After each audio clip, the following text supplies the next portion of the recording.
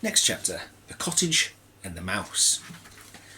The cottage where Nicholas and Joel lived was the second smallest cottage in the whole of Finland. It only had one room, so the bedroom was also the kitchen and the living room and the bathroom. Actually, there was no bath. There wasn't even a toilet. The toilet was just a massive deep hole in the ground outside. The house had 2 beds, with mattresses stuffed with straw and feathers. The sledge was always kept outside, but Nicholas kept his turnip doll beside the bed to remind him of his mother.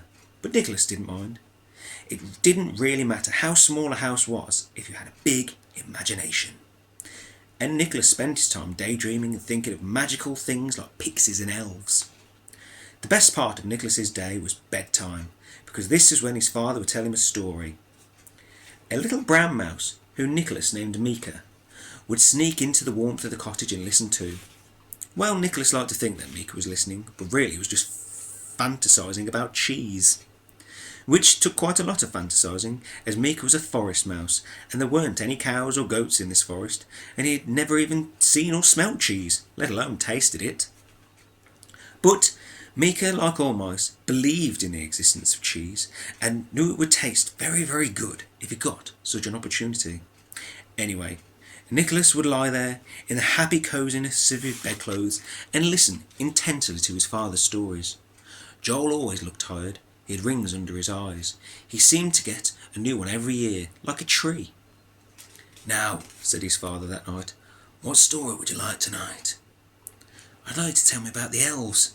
"Again? You've been told the elves one every night since you were 3. "Please, Papa, I'd like to hear about them." So Joel told a story about the elves of the far north, who lived beyond the only mountain in Finland, a secret mountain, that some people doubt is there. The elves lived in a magical land, a snow-covered village called Elfhelm, surrounded by wooded hills. "Are they real, Papa?" Nicholas asked. "Yes, I've never seen them," his father said sincerely, "but I believe they are, and sometimes believing is as good as knowing." And Nicholas agreed, but Mika the mouse disagreed, or he would have done if he had understood. If he'd understood, he would have said, "I'd rather taste real cheese than just believe in it." But for Nicholas, it was enough. "Yes, Papa, I know believing is as good as knowing. I believe the elves are friendly, do you?" "Yes," said Joel, "and they wear brightly coloured clothes." "You wear colourful clothes, Papa."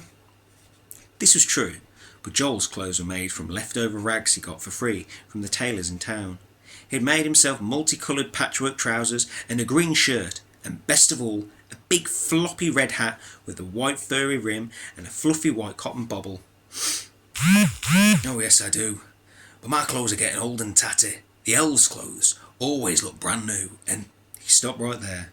There was a noise outside, and a moment later came 3 hard knocks on the door.